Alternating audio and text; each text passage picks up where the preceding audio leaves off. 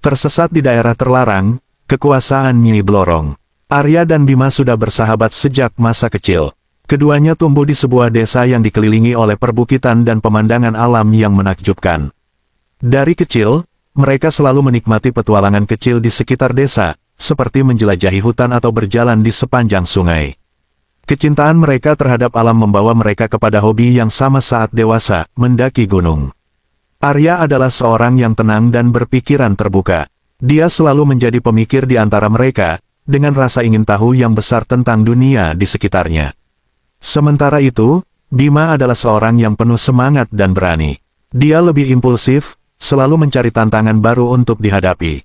Keduanya saling melengkapi, menjadikan mereka pasangan pendaki yang ideal.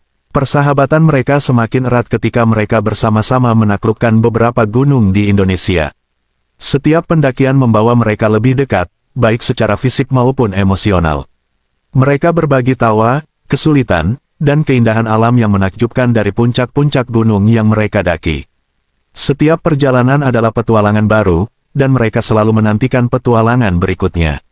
Suatu hari, saat sedang berkumpul di sebuah warung kopi di desa mereka, Arya mengusulkan ide untuk mendaki sebuah gunung yang belum pernah mereka coba sebelumnya. Gunung ini terkenal dengan keindahan alamnya yang memukau, namun juga menyimpan misteri yang menarik. Gunung tersebut dikenal dengan nama Gunung Lantari. Gunung Lantari. Bima mengernyitkan alisnya, mencoba mengingat informasi yang pernah dia dengar tentang tempat itu. Bukankah itu gunung yang sering disebut-sebut memiliki aura mistis? Arya mengangguk. Ya, itu yang membuatnya menarik. Banyak cerita tentang gunung itu, mulai dari flora dan fauna yang unik hingga legenda lokal tentang penampakan-penampakan aneh. Katanya, ada beberapa pendaki yang pernah melihat hal-hal yang tak bisa dijelaskan di sana. Bima tersenyum, matanya bersinar penuh antusiasme. Ini akan menjadi petualangan yang seru. Kita bisa merasakan keindahan alamnya sekaligus mencoba mengungkap misterinya. Keduanya mulai merencanakan perjalanan tersebut dengan penuh semangat. Mereka mempersiapkan segala peralatan yang dibutuhkan, dari tenda, makanan, hingga peralatan pendakian lainnya. Mereka juga melakukan riset tentang jalur pendakian dan hal-hal yang perlu diperhatikan. Meskipun terdengar berbahaya, misteri yang menyelimuti Gunung Lantari justru menjadi daya tarik utama bagi mereka. Kenapa kita memilih gunung ini? Arya memikirkan sejenak pertanyaan Bima yang terlintas di benaknya. Selain karena keindahan dan misterinya, aku pikir ini adalah kesempatan bagi kita untuk menguji keberanian dan ketangguhan kita. Selain itu, pengalaman unik di gunung ini bisa menjadi kenangan yang tak terlupakan. Bima mengangguk setuju. Benar, kita sudah mendaki banyak gunung, tapi Gunung Lantari memiliki sesuatu yang berbeda. Siapa tahu, mungkin kita bisa menemukan sesuatu yang luar biasa di sana. Dengan semangat yang tinggi, mereka menetapkan tanggal pendakian dan mempersiapkan diri dengan matang. Bagi mereka, Gunung Lantari bukan hanya sebuah tujuan baru, tetapi juga sebuah tantangan dan petualangan yang penuh dengan potensi kejutan. Mereka siap menghadapi segala kemungkinan, baik itu keindahan alam yang mempesona maupun misteri yang belum terungkap. Setelah beberapa minggu mempersiapkan segala kebutuhan, tiba saatnya bagi Arya dan Bima untuk memulai petualangan mereka menuju Gunung Lantari. Mereka berangkat pada suatu pagi di awal musim kemarau, ketika cuaca cerah dan langit biru terlihat tanpa awan. Hari itu adalah Sabtu, dan mereka memutuskan untuk mengambil cuti dari pekerjaan selama 3 hari untuk memastikan mereka punya waktu yang cukup untuk menikmati pendakian dan kembali dengan aman. Dengan ransel penuh perlengkapan, tenda, makanan, dan peralatan mendaki, mereka naik ke dalam mobil jeep tua milik Bima. Mereka memilih untuk memulai perjalanan di pagi hari agar bisa mencapai kaki gunung sebelum malam tiba. Sepanjang perjalanan, suasana penuh antusiasme dan keakraban terasa di dalam mobil. Mereka berbicara tentang berbagai hal, mulai dari rencana perjalanan, kenangan masa lalu, hingga cerita-cerita lucu yang membuat mereka tertawa. Jadi, sudah siap untuk menghadapi misteri Gunung Lantari? Tanya Bima dengan senyum lebar, sementara dia memegang kemudi dengan satu tangan. Arya mengangguk. Aku lebih penasaran tentang bagaimana kondisi jalurnya. Dari apa yang kita baca, jalurnya cukup menantang dan terjal. Tapi itu justru membuat semuanya lebih menarik. Perjalanan menuju gunung tidaklah mudah. Mereka melewati jalanan berbatu yang menanjak, melewati hutan-hutan kecil, dan sesekali harus berhenti untuk mengecek peta agar tidak tersesat. Meski begitu, mereka menikmati setiap momennya. Pemandangan alam yang indah di sekitar mereka, dengan pepohonan hijau dan udara yang segar, membuat perjalanan terasa menyenangkan. Setibanya di kaki Gunung Lantari, mereka menemukan tempat parkir kecil yang sudah disediakan untuk para pendaki. Setelah memarkir mobil, mereka mulai mengeluarkan barang-barang dan mempersiapkan diri untuk memulai pendakian. Mereka berdua mengenakan sepatu gunung yang kokoh, jaket tahan angin, dan membawa tongkat pendakian. Dengan ransel di punggung, mereka siap untuk mendaki. Sudah lama kita tidak mendaki bersama, kata Arya sambil mengencangkan tali ranselnya. Aku merasa ini akan menjadi salah satu pendakian terbaik kita. Bima mengangguk setuju. Ya, aku juga merasakannya. Mari kita buat ini menjadi perjalanan yang tak terlupakan. Mereka mulai mendaki sekitar pukul 10 pagi, dengan tujuan mencapai pos peristirahatan pertama sebelum sore. Jalur awal cukup landai, dengan jalan setapak yang jelas terlihat. Namun, seiring dengan semakin tingginya mereka mendaki, jalur mulai semakin curam dan berbatu. Mereka harus berjalan lebih hati-hati dan sering berhenti untuk mengambil napas. Selama pendakian, mereka berbicara tentang keindahan alam di sekitar mereka. Mereka melihat berbagai jenis tanaman dan bunga liar yang jarang mereka temui sebelumnya. Sesekali, mereka berhenti untuk mengambil foto, mengabadikan momen indah di tengah hutan pegunungan. Antusiasme mereka semakin tinggi ketika mereka mendekati pos peristirahatan pertama. Meskipun lelah, mereka merasa puas dengan kemajuan yang telah mereka capai. Setibanya di pos, mereka mendirikan tenda dan memasak makan siang sederhana. Setelah makan, mereka beristirahat sejenak, mengobrol tentang legenda-legenda yang menyelimuti Gunung Lantari. Menurutmu, apa kita akan melihat sesuatu yang aneh di sini? Tanya Bima sambil merebahkan tubuhnya di atas sleeping bag. Arya tersenyum samar. Siapa tahu, tapi yang jelas, apapun yang terjadi, kita akan menghadapi semuanya bersama. Setelah beristirahat, mereka melanjutkan perjalanan ke pos berikutnya. Jalur semakin terjal dan menantang, tetapi semangat mereka tidak surut. Mereka terus mendaki, menikmati keindahan alam yang semakin memukau seiring dengan bertambahnya ketinggian. Ketika senja mulai turun, mereka tiba di pos kedua, tempat mereka akan bermalam. Mereka mendirikan tenda dan menyalakan api unggun kecil. Sambil menikmati teh hangat, mereka menikmati pemandangan matahari terbenam yang spektakuler di balik pegunungan. Cahaya oranye yang memudar di langit memberikan nuansa magis, mengingatkan mereka akan cerita-cerita mistis tentang gunung ini. Keesokan paginya, Arya dan Bima melanjutkan pendakian mereka dengan semangat yang masih tinggi. Setelah sarapan sederhana, mereka membereskan tenda dan perlengkapan, kemudian memulai perjalanan menuju puncak Gunung Lantari. Jalur yang mereka tempuh semakin curam dan sulit, dengan bebatuan yang licin dan tumbuhan yang semakin lebat. Menjelang siang, mereka tiba di sebuah persimpangan jalur. Ada dua pilihan, jalur resmi yang lebih panjang namun lebih aman, dan jalur kecil yang tampaknya jarang dilalui orang. Tanpa ragu, mereka memilih jalur resmi, namun tidak menyadari bahwa mereka tanpa sengaja salah arah dan mengikuti jalur kecil tersebut. Jalur ini tertutupi oleh dedaunan dan pepohonan yang lebat, membuatnya tampak tidak begitu jelas. Mereka tidak menyadari kesalahan ini karena tanda-tanda petunjuk yang sudah usang dan tertutupi lumut. Ketika mereka terus berjalan, suasana sekitar mulai berubah. Udara yang tadinya segar dan cerah perlahan menjadi lebih dingin, dan kabut tebal mulai turun secara tiba-tiba. Kabut ini begitu pekat sehingga jarak pandang mereka terbatas hanya beberapa meter di depan. Keadaan ini cukup aneh mengingat cuaca yang cerah beberapa saat sebelumnya. Kenapa tiba-tiba jadi berkabut seperti ini? Tanya Bima, mengerutkan kening. Dia merasa ada yang tidak beres, tetapi tidak bisa menjelaskannya. Arya juga merasakan hal yang sama. Aku tidak tahu, ini terasa aneh. Mungkin kita harus beristirahat sejenak sampai kabut ini mereda.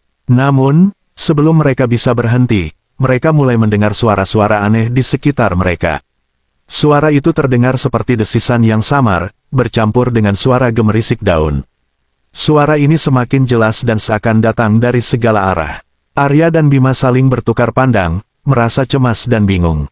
Apa kamu dengar itu? Bisik Bima, suaranya bergetar sedikit. Arya mengangguk, matanya waspada.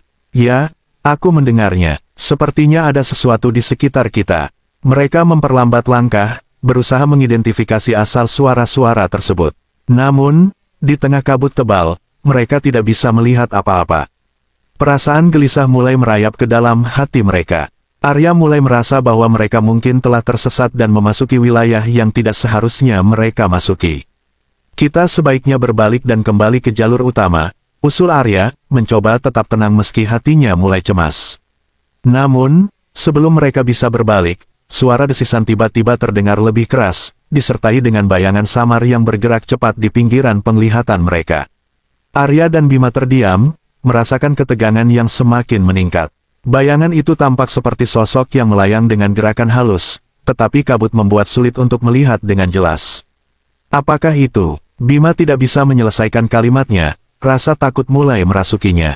Arya mencoba merasionalisasi situasi. Mungkin itu hanya imajinasi kita. Kita harus tenang dan mencoba menemukan jalan kembali. Namun, di dalam hatinya, Arya merasa ada sesuatu yang tidak biasa. Cerita-cerita lama tentang Nyi Blorong, sosok mitos dengan kekuatan magis yang menjaga wilayah tertentu, tiba-tiba muncul di benaknya. Dia merasa cemas, tetapi tidak ingin menunjukkan ketakutannya pada Bima. Mereka mulai melangkah mundur, berusaha mencari jalan kembali ke jalur utama. Namun, setiap langkah yang mereka ambil tampaknya semakin membawa mereka ke dalam kabut dan jauh dari jalan yang mereka kenal.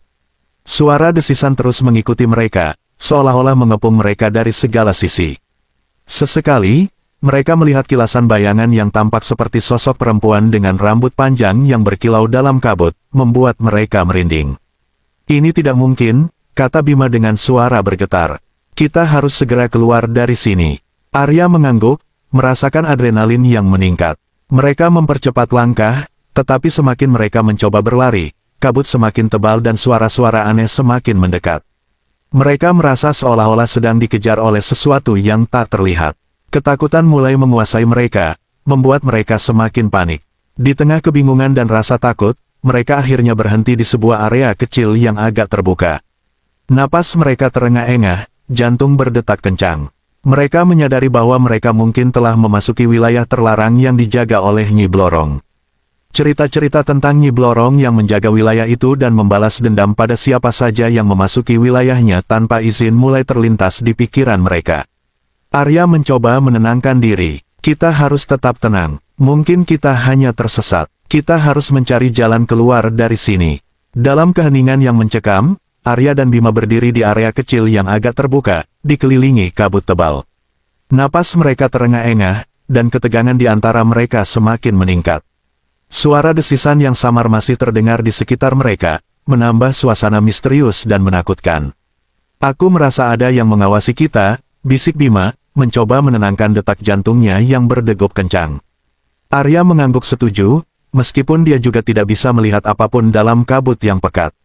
Ya, aku juga merasa begitu, jawab Arya, matanya terus mencari-cari di antara kabut untuk mencari tanda-tanda jalan keluar.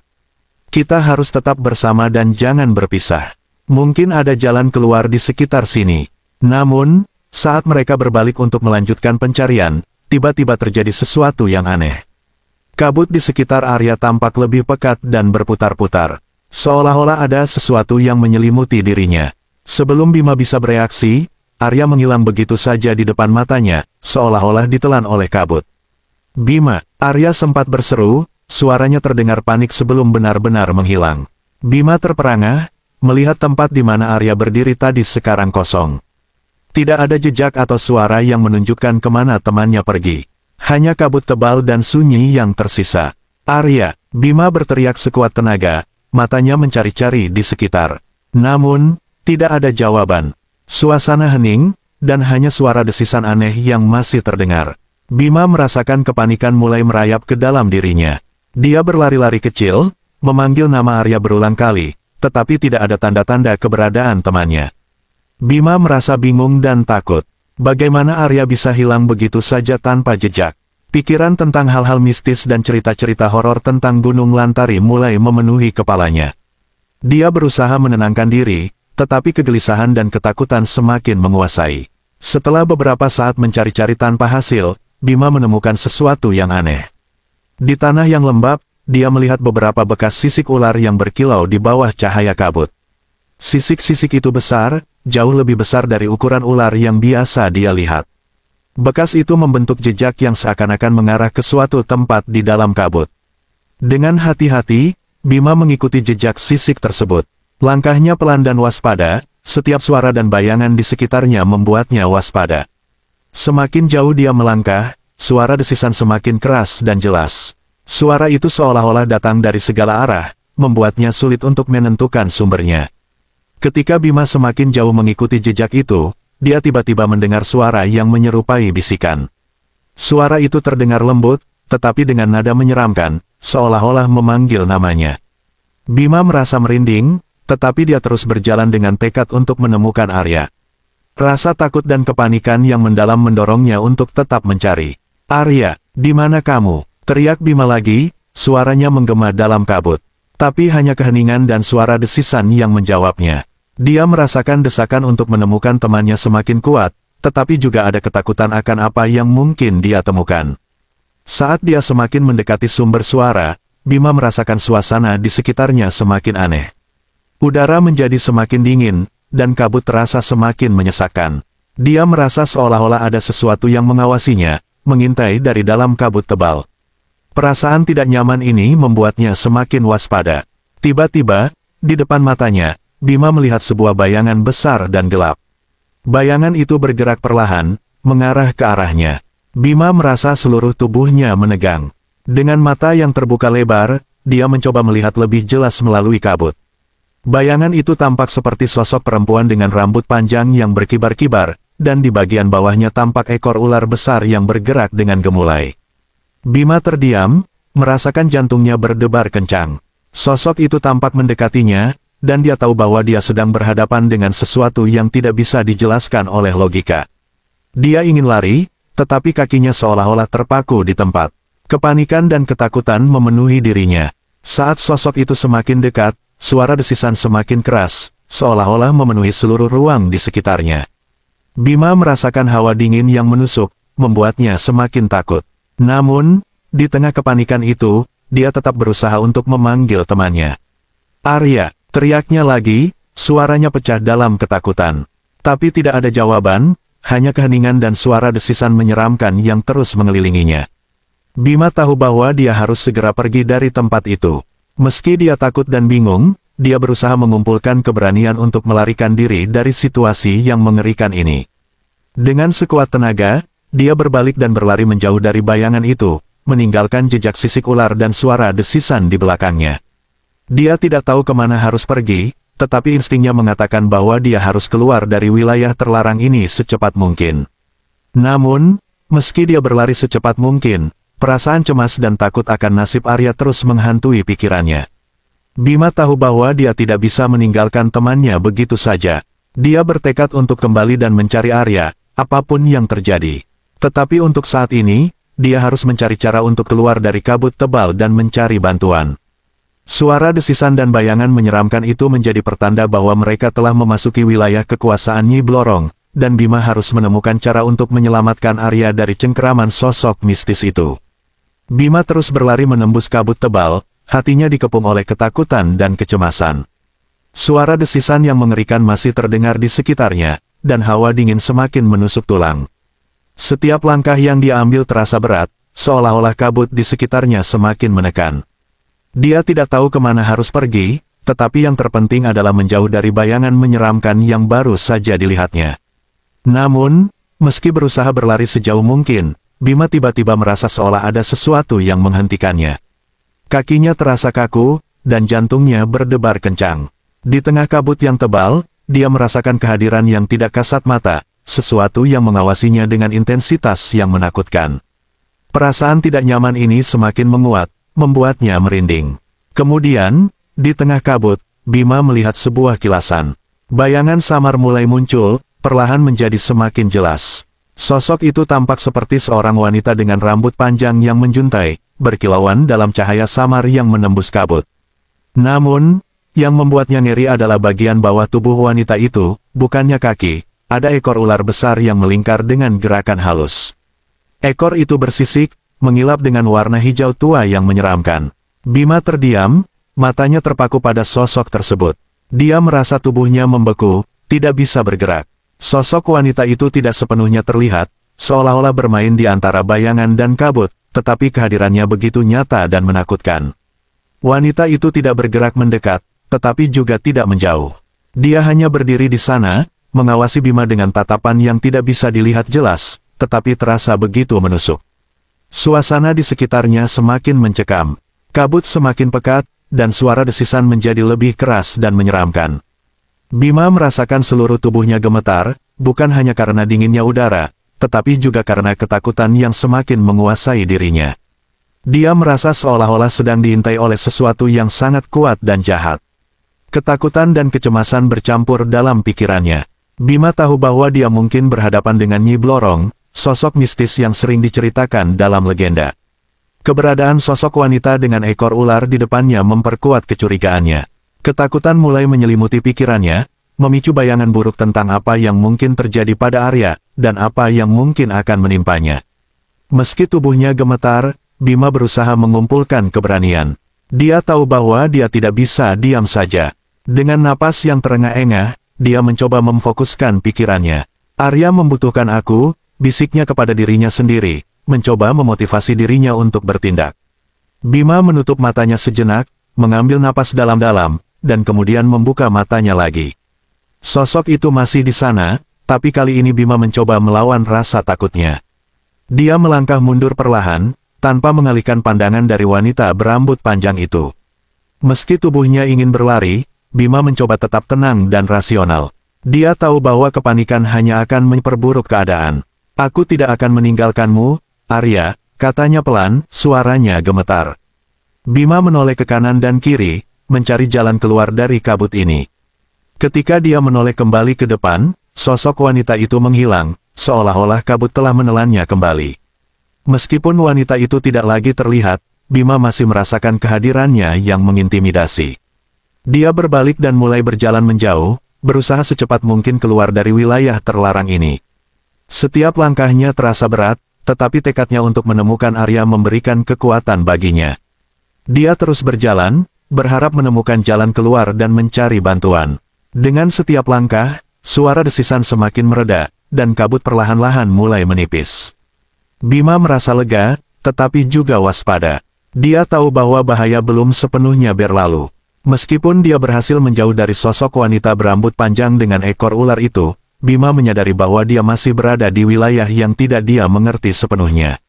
Dengan tekad yang bulat, dia berjanji untuk kembali dan menyelamatkan Arya, apapun yang terjadi. Bima terus berjalan, mencari petunjuk atau tanda-tanda yang bisa membawanya kembali ke jalur utama. Ketakutan dan kegelisahan masih membayanginya, tetapi dia berusaha keras untuk tetap tenang dan berpikir jernih. Dia tahu bahwa perjalanannya belum selesai, dan masih ada banyak misteri yang harus dipecahkan. Namun, untuk saat ini, yang terpenting adalah keluar dari kabut ini dan mencari pertolongan. Setelah berhasil keluar dari kabut tebal yang menyesakkan, Bima menemukan dirinya berada di bagian hutan yang lebih terang, meskipun suasana tetap mencekam. Dia berhenti sejenak, mengatur napasnya yang terengah-engah dan mencoba menenangkan diri. Pikirannya masih dipenuhi dengan bayangan sosok wanita berambut panjang dengan ekor ular yang mengerikan, dan yang lebih penting, kepedulian mendalam terhadap nasib Arya. Bima mulai menelusuri sekitar, mencari petunjuk apapun yang bisa membawanya kepada Arya. Dia tahu bahwa kaburnya bayangan dan desisan aneh adalah tanda-tanda yang tidak biasa, dan pikirannya terus dipenuhi oleh cerita-cerita mistis tentang Nyi Blorong, makhluk siluman yang dikenal memiliki kekuatan luar biasa dan sering dikaitkan dengan penampakan ular. Ketakutan menyelinap di hatinya, tetapi tekadnya untuk menemukan sahabatnya jauh lebih kuat.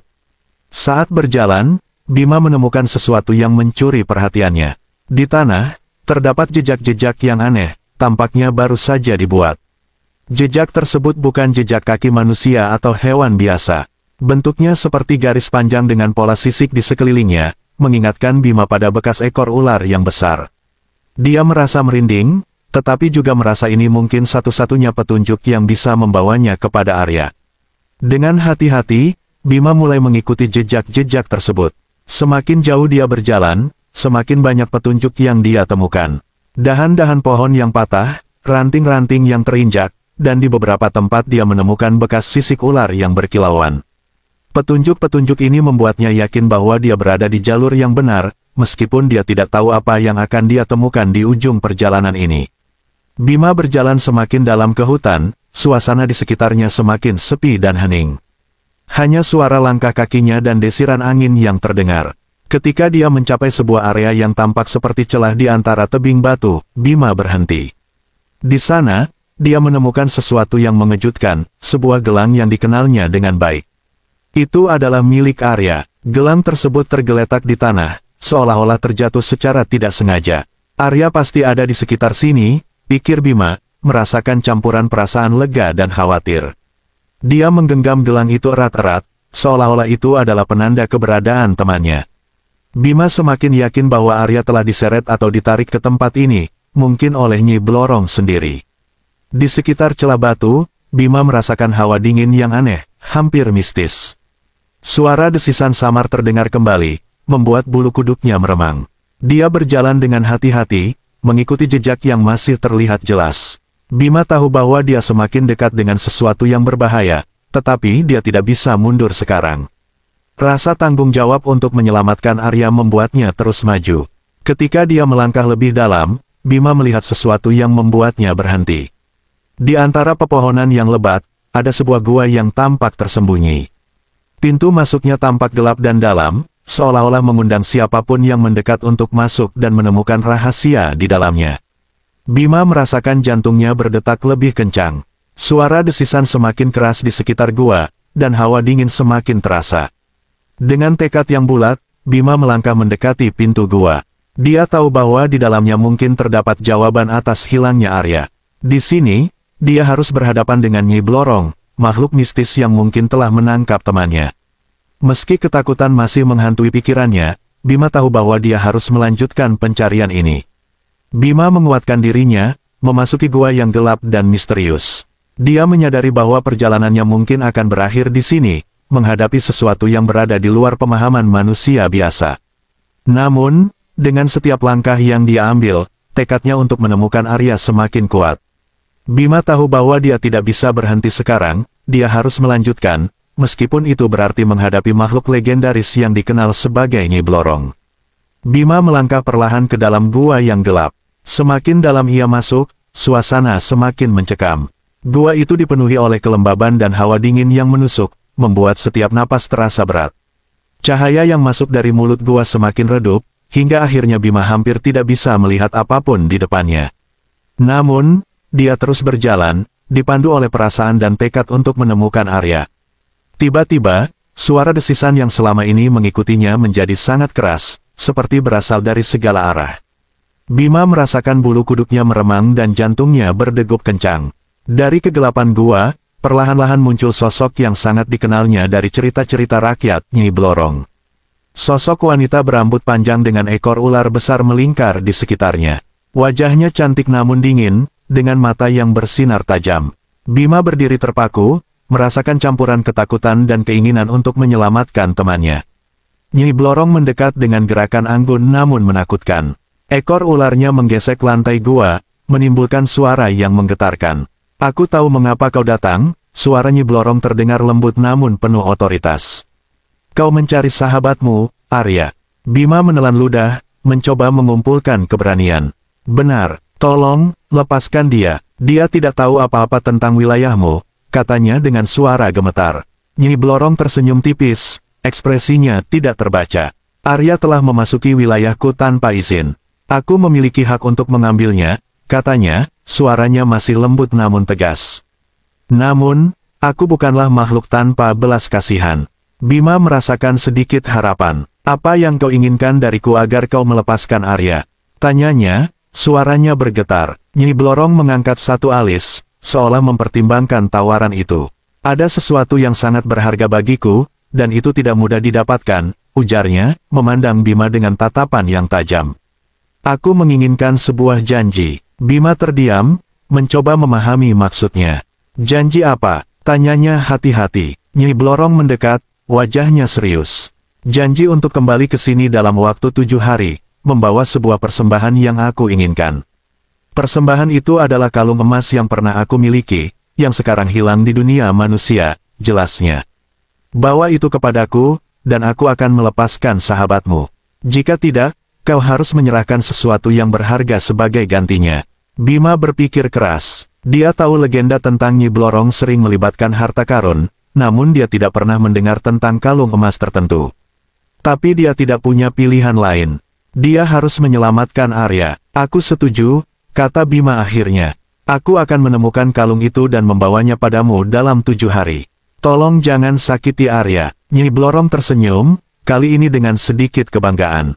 Bagus, katanya. Arya ada di sini, dalam perlindunganku.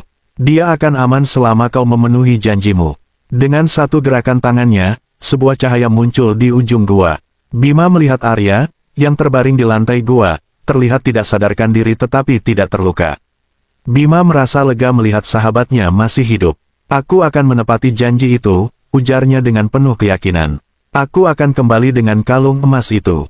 Nyi Blorong mengangguk perlahan. Aku menunggumu, katanya. Kemudian berbalik dan menghilang kembali ke dalam kegelapan gua, bersama dengan desisan menakutkan yang perlahan-lahan mereda. Bima bergegas mendekati Arya. Dia merasakan perasaan campuran antara lega dan khawatir. Lega karena Arya masih hidup, tetapi khawatir akan tugas yang menantinya. Dia tahu bahwa menemukan kalung emas yang dimaksud Nyi Blorong bukanlah hal yang mudah, dan waktu yang diberikan sangat terbatas. Namun, demi sahabatnya, Bima bersumpah untuk melakukan apapun yang diperlukan. Dengan hati-hati, Bima membawa Arya keluar dari gua. Meskipun tubuhnya lelah dan pikirannya penuh dengan kekhawatiran, dia merasa ada harapan. Setidaknya sekarang dia tahu apa yang harus dilakukan untuk menyelamatkan sahabatnya dari cengkeraman siluman Nyi Blorong. Setelah berhasil membawa Arya keluar dari gua tempat Nyi Blorong bersemayam, Bima merasa lega, meskipun rasa khawatir masih menghantuinya.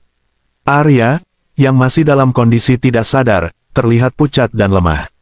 Bima dengan susah payah membopong tubuh sahabatnya itu keluar dari wilayah tersebut. Jalanan yang mereka lalui terasa lebih menantang karena rasa lelah dan ketegangan yang masih menyelimuti Bima. Setelah beberapa waktu berjalan, kabut tebal dan suasana mencekam perlahan menghilang. Mereka akhirnya mencapai jalur pendakian yang lebih aman dan terlihat biasa saja, seolah-olah tidak ada yang aneh yang terjadi. Ketika mereka sudah cukup jauh dari wilayah kekuasaan Nyi Blorong, Arya mulai sadar. Matanya perlahan terbuka, tetapi tatapannya kosong dan kebingungan. Arya, kau baik-baik saja? Tanya Bima cemas, sambil berlutut di samping sahabatnya. Arya hanya menatapnya dengan pandangan bingung, seolah-olah tidak mengenalinya. Meskipun fisiknya terlihat baik, Bima merasa ada sesuatu yang salah. Arya tidak tampak sepenuhnya hadir, seolah-olah sebagian dari dirinya masih tertinggal di dalam gua tersebut. Dengan susah payah, Bima dan Arya melanjutkan perjalanan turun gunung. Bima terus menjaga Arya, membantunya berjalan meski Arya masih tampak kebingungan dan tidak banyak bicara. Setiap kali Bima mencoba mengajaknya berbicara atau mengingatkan tentang kejadian sebelumnya, Arya hanya memberikan jawaban singkat atau menggelengkan kepala, seakan tidak ingat apa yang telah terjadi. Sesampainya di kaki gunung, mereka bertemu dengan beberapa pendaki lain yang langsung menawarkan bantuan. Bima merasa lega mendapatkan bantuan dan pertolongan pertama untuk Arya. Mereka segera dibawa ke tempat peristirahatan terdekat untuk memulihkan diri. Selama masa pemulihan, Arya mulai perlahan-lahan mengingat kejadian di gua tersebut, tetapi tetap merasa ada sesuatu yang hilang dalam dirinya. Bima tidak menceritakan secara rinci tentang pertemuannya dengan Nyi Blorong, karena dia tahu bahwa ceritanya akan sulit dipercaya. Namun, dia tidak bisa menyembunyikan kegelisahannya. Setelah beberapa hari, mereka kembali ke kota dan disambut oleh keluarga dan teman-teman yang cemas. Ketika ditanya tentang apa yang terjadi di gunung, Bima hanya menceritakan sebagian cerita, menyebut bahwa mereka mengalami kejadian aneh dan berbahaya yang membuat Arya tidak sadarkan diri. Arya sendiri lebih banyak diam, masih terlihat terguncang oleh pengalaman itu. Dia hanya bisa mengingat sedikit tentang sosok mengerikan dengan rambut panjang dan ekor ular yang membuatnya takut.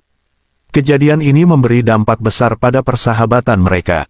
Bima merasa tanggung jawab besar untuk menepati janji kepada Nyi Blorong demi keselamatan Arya. Dia menyadari bahwa meskipun fisik Arya sudah aman, jiwa sahabatnya masih dalam genggaman Nyi Blorong, menunggu janji yang harus ditepati. Hari ke-7 sejak kejadian di gunung telah tiba. Bima telah berusaha keras untuk mencari kalung emas yang diminta oleh Nyi Blorong, tetapi usahanya sia-sia. Informasi tentang kalung itu sangat minim, dan segala upayanya untuk menemukannya berakhir dengan kegagalan. Dengan hati yang berat dan rasa bersalah yang menghantui, Bima kembali ke rumah, tempat Arya dan keluarganya menunggu. Malam itu, Arya terlihat semakin lemah. Sejak mereka kembali dari gunung, kondisinya tidak pernah benar-benar pulih. Dia seringkali terdiam, tampak kehilangan semangat hidup. Keluarganya merasa khawatir, namun tidak mengerti apa yang sebenarnya terjadi. Mereka mengira Arya mengalami trauma akibat kejadian di gunung dan berharap kondisinya akan membaik seiring waktu. Saat malam semakin larut, Bima merasa gelisah. Dia tahu tenggat waktu yang diberikan Nyi Blorong hampir habis. Dengan rasa putus asa, dia duduk di samping tempat tidur Arya, memegang tangan sahabatnya yang terasa dingin. Arya membuka matanya perlahan, menatap Bima dengan tatapan yang hampa namun penuh kesedihan. "Bima, maafkan aku," bisik Arya, suaranya nyaris tak terdengar. Bima menggenggam tangannya lebih erat, air mata menggenang di matanya. "Bukan salahmu, Arya, aku yang gagal. Aku tidak bisa menemukan kalung itu," jawab Bima dengan suara tercekik. Dia merasa begitu tak berdaya, mengetahui bahwa waktu mereka hampir habis. Arya mengangguk lemah. "Aku merasa, ada yang datang untukku," ucapnya, matanya perlahan menutup. Detik-detik berlalu dengan tegang, ketika tiba-tiba suasana di ruangan berubah. Suhu udara terasa turun drastis, dan sebuah energi aneh memenuhi udara. Bima merasakan kehadiran yang tidak kasat mata di sekitar mereka. Dia memandang sekeliling, mencoba mencari sumber energi itu, tetapi tidak ada yang bisa dilihatnya. Lalu, dari bayangan di sudut ruangan, perlahan muncul sosok yang sangat dikenalnya, Nyi Blorong. Sosok siluman itu tampak lebih menyeramkan daripada sebelumnya, dengan mata yang berkilau dan senyum dingin di wajahnya. "Kau gagal memenuhi janjimu Bima," kata Nyi Blorong dengan suara dingin dan penuh kemenangan. "Sekarang, aku datang untuk menagih apa yang menjadi hakku." Bima bangkit berdiri, tubuhnya gemetar. "Tolong, jangan ambil Arya. Ambil aku sebagai gantinya," katanya putus asa, berusaha menawarkan dirinya sendiri. Namun, Nyi Blorong hanya tertawa kecil. "Janji adalah janji," balas Nyi Blorong. "Aku datang untuk mengambil jiwa Arya, seperti yang telah ditentukan." Arya mulai menggigil, tubuhnya tampak kejang-kejang. Bima berlutut di samping tempat tidur, memegang tangan sahabatnya yang kini semakin dingin. Dia merasakan putus asa yang mendalam, tidak berdaya menghadapi kekuatan Nyi Blorong. Arya mengeluarkan suara erangan pelan, matanya terbuka sebentar, melihat Bima untuk terakhir kalinya. "Bima, terima kasih untuk semuanya," ucapnya dengan suara serak, sebelum akhirnya matanya tertutup sepenuhnya. Tubuhnya berhenti bergerak, dan ruangan menjadi sangat sunyi. Bima merasakan tubuh Arya menjadi lebih ringan, seolah-olah sesuatu telah diambil darinya. Nyi Blorong mengulurkan tangannya, dan seberkas cahaya lembut muncul, membentuk bayangan samar dari sosok Arya. Cahaya itu perlahan bergerak mendekati Nyi Blorong, dan siluman itu menangkapnya dengan lembut, seolah-olah memegang sesuatu yang sangat berharga. Bima hanya bisa menyaksikan dengan air mata mengalir di pipinya, saat Nyi Blorong dan bayangan cahaya itu menghilang ke dalam kegelapan. Keheningan yang mencekam melingkupi ruangan. Arya telah pergi, dan jiwa sahabatnya kini berada dalam genggaman Nyi Blorong. Bima merasa hancur, dihantui rasa bersalah dan penyesalan karena tidak bisa menyelamatkan temannya. Keesokan harinya, keluarga Arya dan teman-temannya sangat terpukul oleh berita kematiannya yang mendadak. Mereka tidak mengerti apa yang sebenarnya terjadi, hanya tahu bahwa Arya telah meninggal dalam tidurnya. Bima, yang kini merasa hampa dan kehilangan, tidak menceritakan tentang pertemuannya dengan Nyi Blorong. Dia tahu bahwa orang-orang tidak akan percaya pada kisah yang terdengar seperti dongeng belaka. Bima hidup dengan penyesalan dan rasa bersalah yang mendalam, selalu mengingat kejadian di gunung dan kegagalannya untuk menepati janji kepada Nyi Blorong. Setiap kali dia mengingat wajah Arya di saat-saat terakhirnya, dia merasakan perih yang tak terhingga, tahu bahwa sahabatnya telah membayar harga yang sangat mahal atas kesalahannya.